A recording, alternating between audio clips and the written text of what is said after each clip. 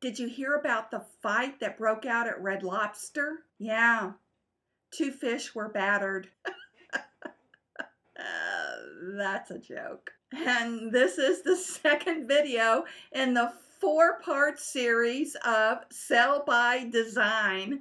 In this second video, we'll cover being savvy aware. So stay tuned and keep watching. I promise no more jokes.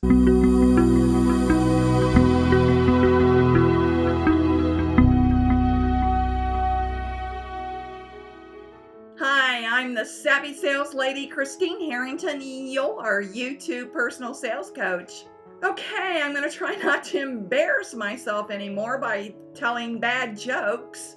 So let's talk about the two different types of savvy awareness that you'll need to close sales. Now, the first part of savvy awareness is after you've identified one or more specific needs, the salesperson, you, will articulate back to the buyer those needs and wants.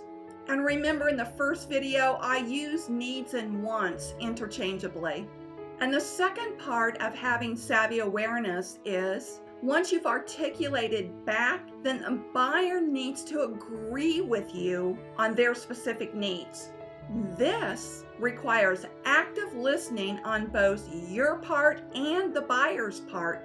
The light bulb must come on in your mind and in the buyer's mind in order for you to hear and articulate back to the buyer. Now, I know this seems rather obvious, but many times salespeople, not you of course, get ahead of themselves and moves too early to close a sale instead of continuing to actively listen to be more aware of needs that need to be uncovered.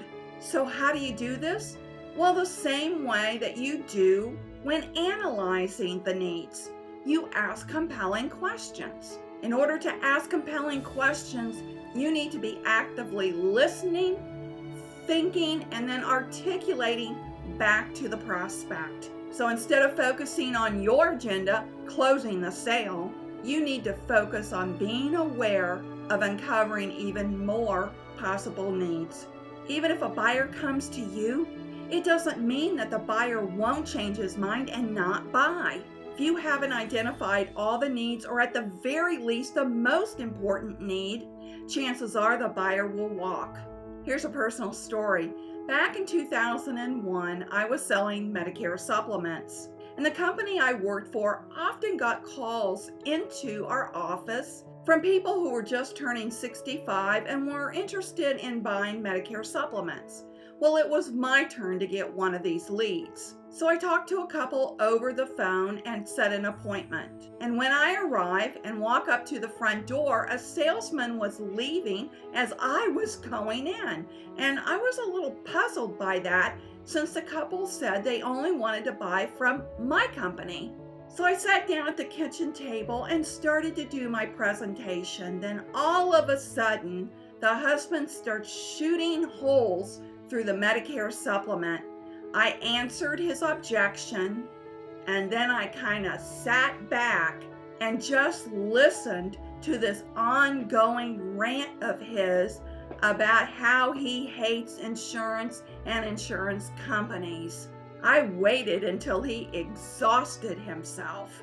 So what I thought was a sure thing, I came out a battered fish. See, I did tie it all together.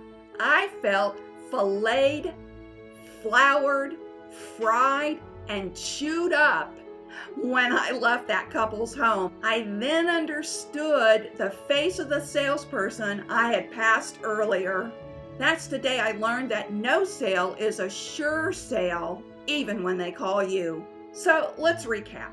Actively listen for more possible needs by asking compelling questions. Focus on the buyer, not on your agenda. Articulate back to the buyer the needs in order to gain his approval. Now in video 3, we'll talk about the savvy solution. Question: how do you make sure you actively listen? Do you have any tricks that you can share with the community? If so, Would you put them in the comments below? And if you're new to my YouTube channel, I invite you to subscribe. And remember, sales is a journey. It's not a quick trip around the block. Thanks for watching.